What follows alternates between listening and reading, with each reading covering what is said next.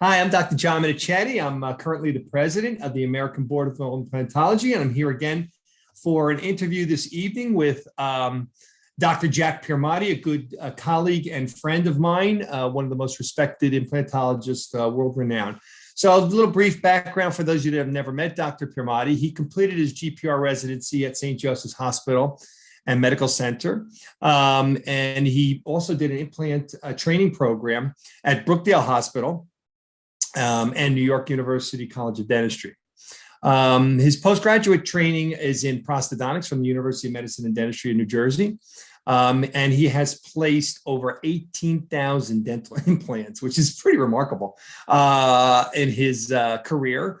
He's a nationally featured speaker, of course, on implant prosthetics and implant surgery. Some of his accolades: he's a diplomat, of course, of our American Board of Oral Implantology. He's also a diplomat of American Board of Prosthodontists, so he's double boarded. He's got his fellowship with the American College of Prosthodontics, the American Academy of Implant Dentistry, and he's also a fellow of the Academy of General Dentistry and a master of the American Academy of Implant Prosthodontics. So please welcome Dr. Jack Piermatti. Thank you for coming this evening. Oh, it's always a pleasure, John. Anytime you're having anything, I'm always happy to oblige. I really appreciate it. I know how busy you are. Sure. So I'm going to start with asking you a few questions, and we can share some of your knowledge, and hopefully this will go out to our candidates out there and diplomats for their future interests. So one of the first questions I have for you, okay, so this is a great one because I know personally you were an ABOI board certified as a general dentist with the ABOI, and you were practicing implants for many years, implant dentistry, and then you matriculated, you went back to dental school, postgraduate studies at Rutgers, and became board certified in prosthodontics. So can you share with our members why you consider prosthetics such an important component of implant dentistry? Sure, John. When I first came out of dental school, I started out at a hospital-based residency program, which was very heavily focused on surgery, maxillofacial surgery. At the time, I was interested in probably becoming an oral surgeon, but I liked very much prosthodontics at the same time. So I was very conflicted between those two specialties. Well, right around that time in the early 80s, as you know, that's when dental implants came to North America and everything began to explode on implantology. So as soon as I saw that, I said, oh, wow, that's exactly what I would like to do. So as I continued, as I began doing implant surgery and implant reconstruction, and of course, since I had the surgical training, I was able to do the implant placement. So I began doing that and restoring implants and so forth. And that's when I really recognized the fact that implantology at the end of the day really is prosthodontics, because it's the replacement of missing teeth and stabilization of removable prostheses. So that really defines prosthodontics. And it, of course, has that surgical component. So at that time, that's when I realized, I said, you know what, I really want to go back for more training specifically in prosthodontics so I can do some of the complex rehabilitation as well as continue with all the implant surgery. So that's what pushed me to become a prosthodontist. And of course, I did get board certified in prosthodontics so that I would be double board certified. Sure. Super. Accolades to you for doing that. I know that's a big commitment. So with your extensive experience in both the implant surgery and prosthetics, can you tell us why you think becoming board certified as a diplomat with the American Board of Oral Implantology is even important? Well, of course, you know, from my perspective, and what I also say when I reach out to all of the residents, because I'm now I'm retired from private practice, and now I'm faculty member at Nova Southeastern University. So I work with the prosthodontic residents there, and I push all of them to consider becoming board certified, certainly in prosthodontics, because that's our specialty.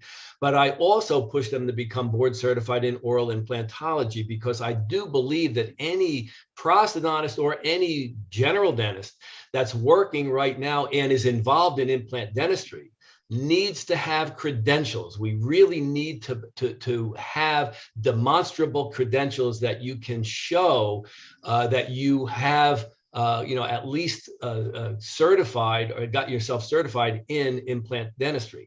too many people are practicing implant dentistry with really very little qualifications and very little demonstrable credentials. So I think that for prosthodontists, we should all be board certified in implantology. And for those GPs and certainly for the periodontists that are in our group, the oral surgeons that are in our group, to become board certified also in implantology, I think it's a crucial step for pretty much anyone that has dedicated themselves to this discipline.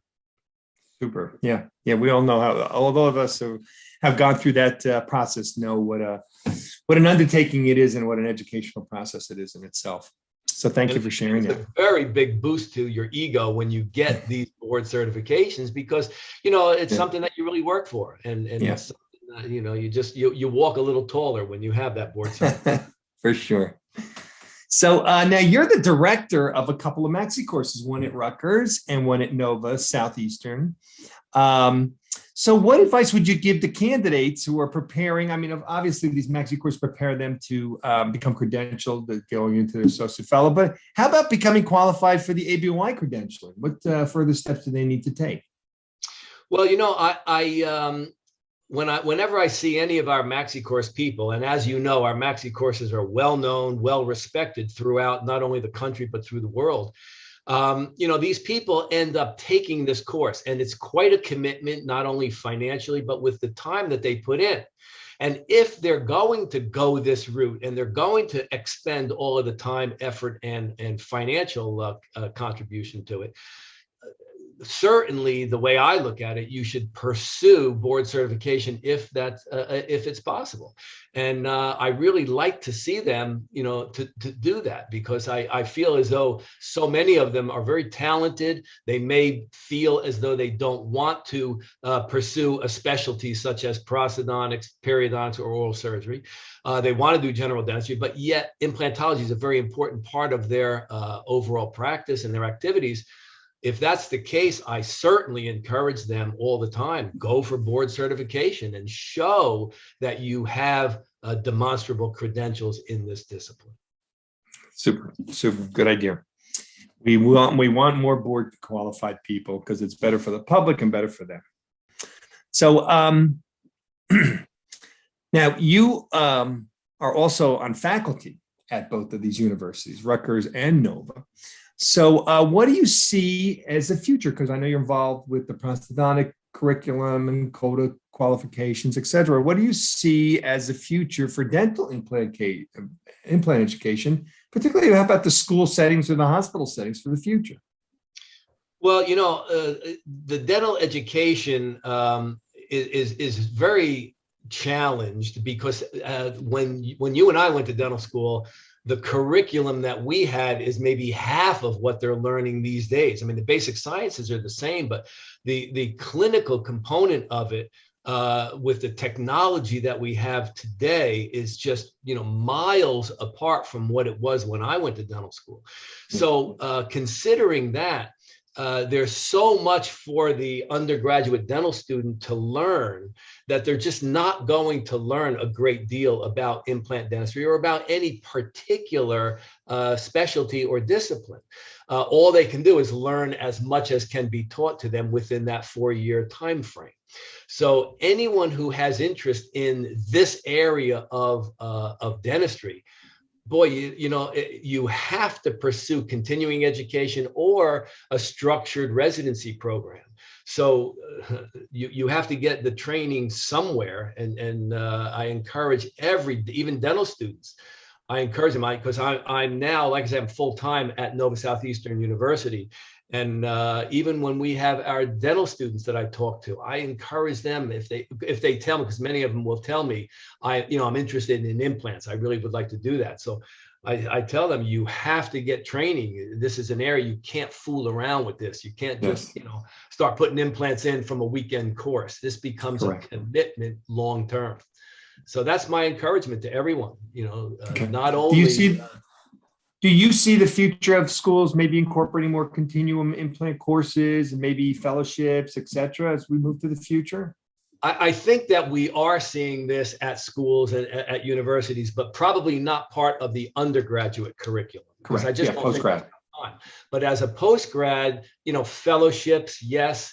I know that since I'm very interested in, or very involved in prosthodontics, the entire prosthodontic residency program has completely changed to now encompass all of implant surgery, extractions, all of the dental alveolar surgery, bone grafting. This is what we do at our residency program at Nova. We're heavily involved in implant surgery, and we do the full mouth rehabilitation.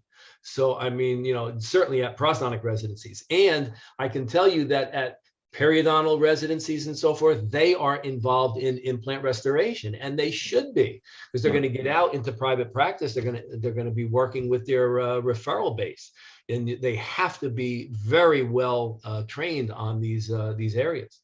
Yeah. So yeah, I think you're going to see a lot more, 1-year fellowship, that sort of thing, and CE courses like Maxi course.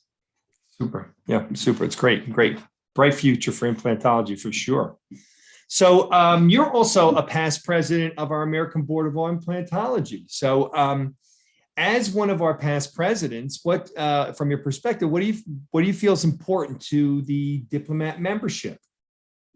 Well, I think all the diplomates are proud of their accomplishments. They're proud of the credential that they have earned, because it's a difficult path to earn that. It's not just handed out. Every person, no matter what your background is, goes through the same thing that you and I went through. So certainly, it's a credential that I think everyone's proud of. And I think that all diplomates want to hold it as a credential that everyone can be proud of. And I think that I think everyone's interested in trying to get that message out there to the general public, because, when you are a diplomate of ABOI, I think it's great. I know I put it into the marketing when I was still in private practice. And, it's a great thing to be able to market that to the general public, to say, I think with my credentials, I at least stand out among my peers. And I think you should be proud of that. Yeah, for sure. Okay, so I have a last question for you, and it's the personal ones. With all your accomplishments in implant dentistry, how has achieving board certification positively affected when you were in practice and your professional career now as an academia? Well, as I just said, certainly it impacted my situation whenever I did any marketing, and being double board certified both in prosthodontics and implantology. That was a major thing for me to market that accomplishment and to advertise for that. Then after I retired from private practice, and then I came down to, and I moved to Florida, and that's been a great situation for me, coming down and achieving a faculty position at Nova Southeastern University Dental School. Because of my implantology, my surgical training, I was able to be the one that directs the postgraduate training program in prosthodontics with respect to the implant surgery. All of the implant surgery in our prosthodontics program is done under my direction. So, and we have, like I say, we have a very heavily involved implant surgical component to that program. So certainly the board certification from the American Board of Oral Implantology helped me to achieve that position at the school. Yeah, for sure. Isn't it wonderful how it come to fruition? These are real credentials and meaningful, and now are respected in many states and many institutions too. So it's a wonderful thing to see this grow. So, and it also helps me when I go and I lecture, because as you know, we some of us are still lecturing and so forth. Maybe it's on Zoom right now, but we prior to this, we were lecturing around the country, around the world. And when you have some of these credentials, it just bolsters your standing within the community. Sure. Well, thank you, Dr. Piermatti. Anything you'd like to share with our group before we finish our interview? Well, anybody looking at this that has an interest in challenging the American Board of Oral Implantology, I strongly suggest it. It's something that you should work toward, and it's something that if you do achieve it, you'll be very proud of your accomplishment.